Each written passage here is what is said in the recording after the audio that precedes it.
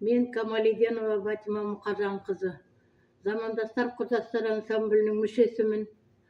Александр Сергеевич Пушкиннің 125 жылдығына орай поэтикалық дуэльге қатысып отырмын. Александр Сергеевич Пушкиннің Татьяна сөзі, әні. Аударған Абай Құнанбаев.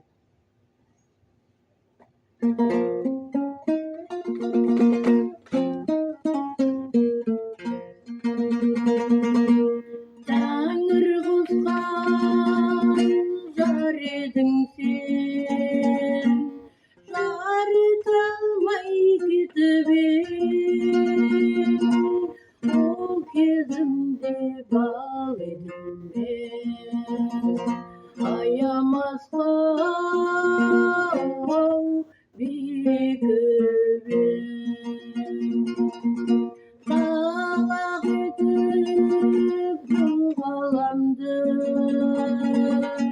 болды мәлім кеткенің, күнәсі жоқ жас адамды қатты соққан неткенің.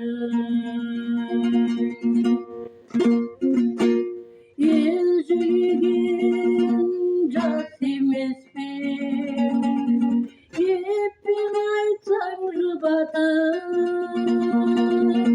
мен ғашыққа мас емеспен, кетсең еді-ау ұзатып. Сен жаралы жолбарысың, мен киетін ағайын, тірі қалдым өлмей әрең, қатты батты-ау тырнағың. Бұл күнәме сәншейін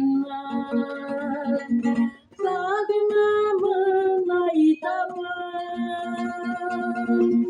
досың ақпын тағдыр арам, толғанамын ой қайтемін.